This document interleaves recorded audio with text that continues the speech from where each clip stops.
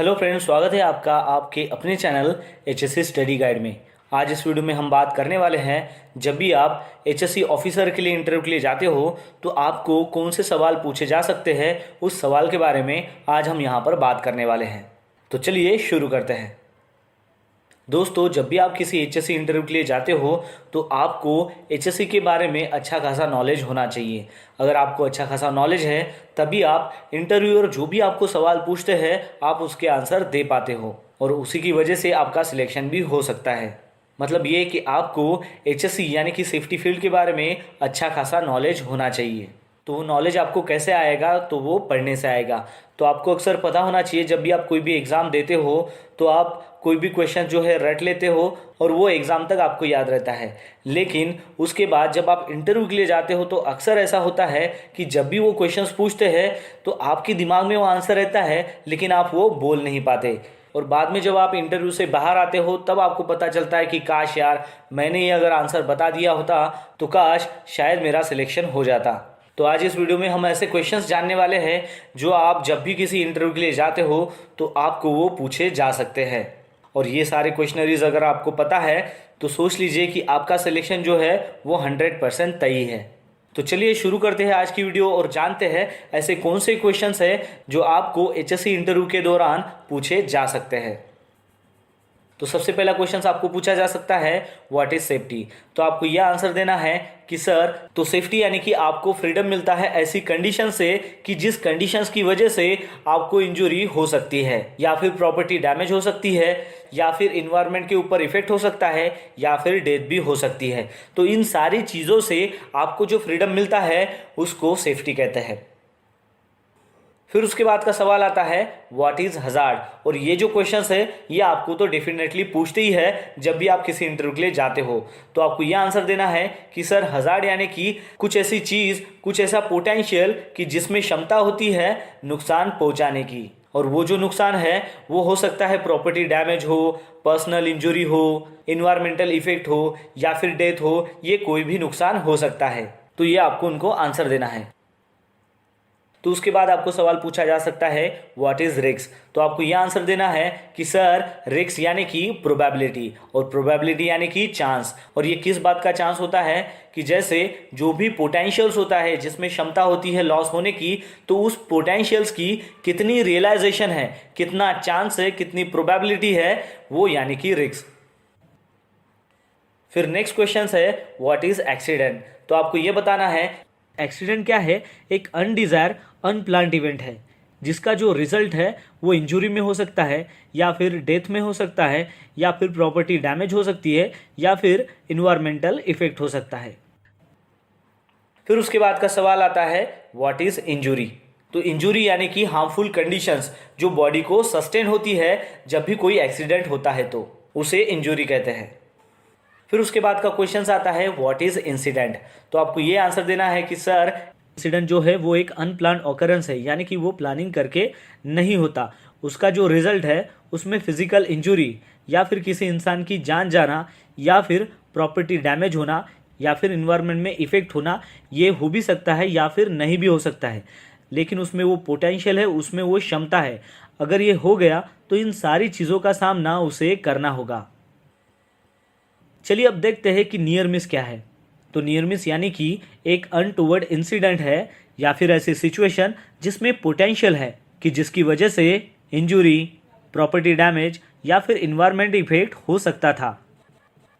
फिर उसके बाद का क्वेश्चन आपको पूछा जा सकता है, व्हाट इज सेफ्टी पॉलिसी। तो आपको ये आंसर देना है कि सर, सेफ्टी पॉलिसी यानी कि ये कंपनी की जो है वो सोशल लीगल ऑब्लिगेशंस होती है। उसकी ड्यूटी होती है कि उसके अंडर जितने भी एम्प्लॉयज़ काम कर रहे हैं उन सभी को सेफ और हेल्थ वर्किंग इन्वायरमेंट प्रोवाइड करें।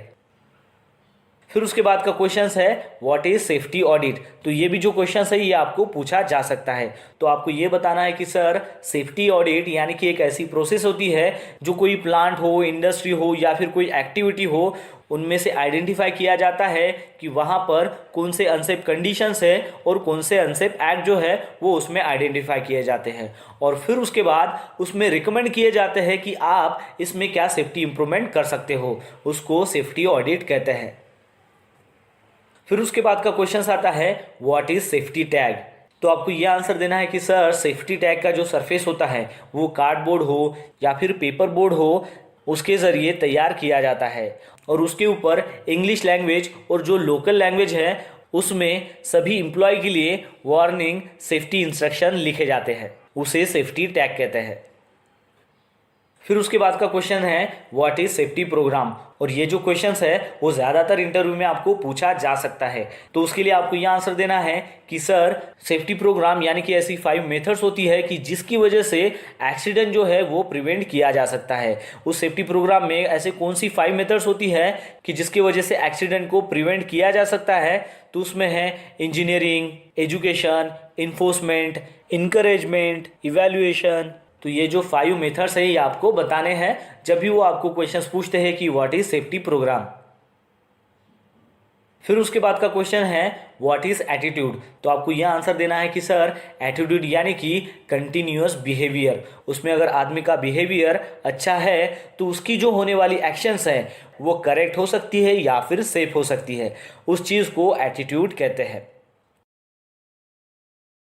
तो उसके बाद का क्वेश्चन आता है व्हाट इज इमरजेंसी प्लानिंग, तो आपको यह आंसर देना है कि सर इमरजेंसी प्लानिंग यानी कि कंट्रोल मेजर्स, और ये जो इमरजेंसी प्लानिंग है ये एक्सीडेंट को कंट्रोल कर सकती है जिसकी वजह से आदमी को सेफ महसूस हो सकता है और साथ ही साथ वो जो मीडिया है उनको इन्फॉर्मेशन प्रोवाइड की जाती है।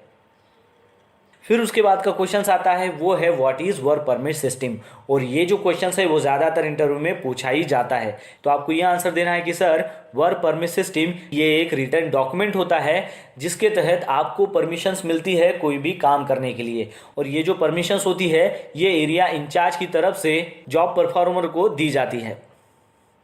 तो उसके बाद का क्वेश्चन आता है what is work at height, तो सिंपली आपको यह आंसर देना है कि सर कोई भी वर्क हो जो ग्राउंड लेवल से 2 मीटर के ऊपर होता हो उसे वर्क एट हाइट कहते हैं।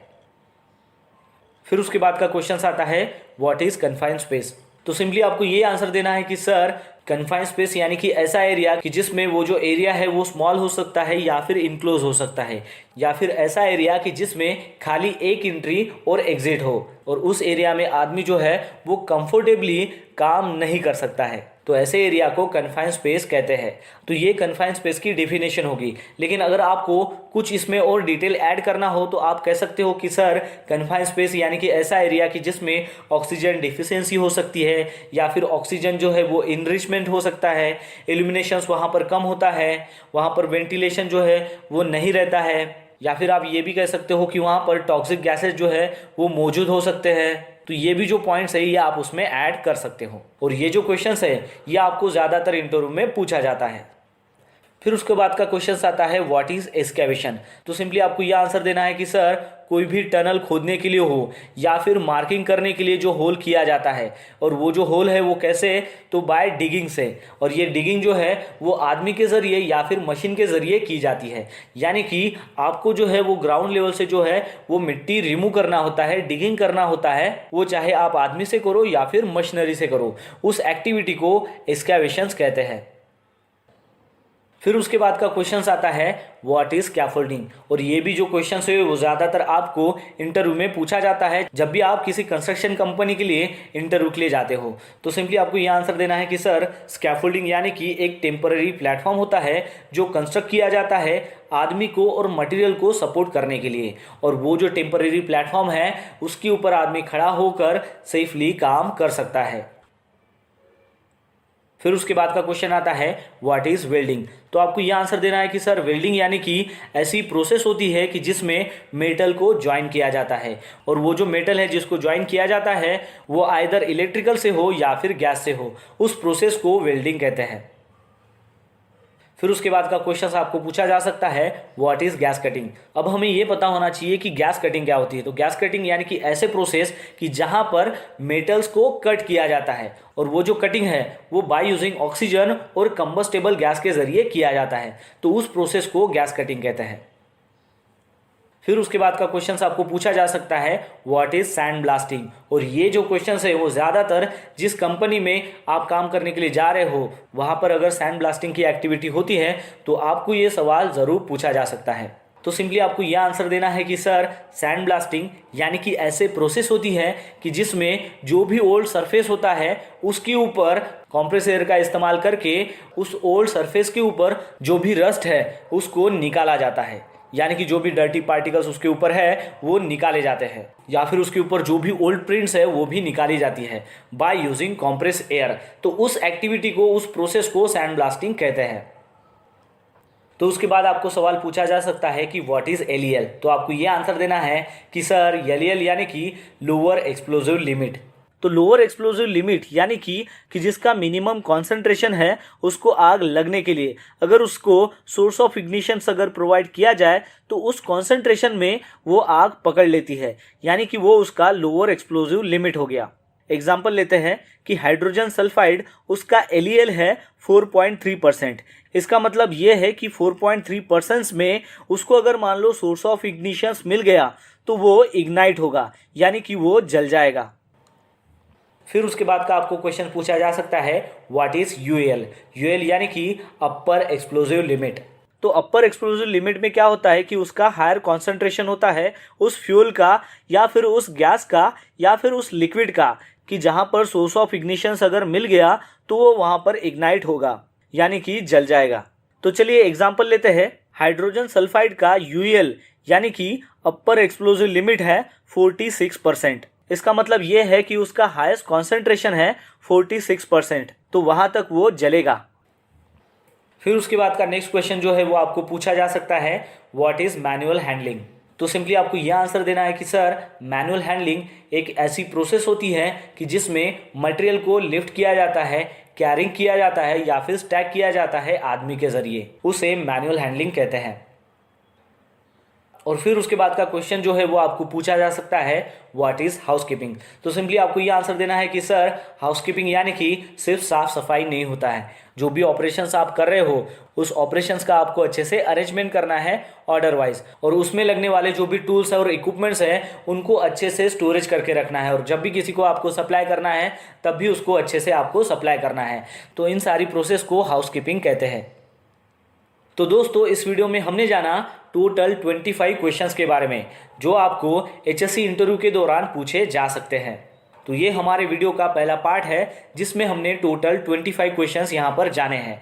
इस वीडियो का दूसरा पार्ट जो है वो आपको बहुत ही जल्द मिलने वाला है। तो बस आज के लिए इतना ही, मिलते हैं नेक्स्ट वीडियो में एक नए टॉपिक के साथ में। तब तक के लिए टेक केयर, बाय बाय।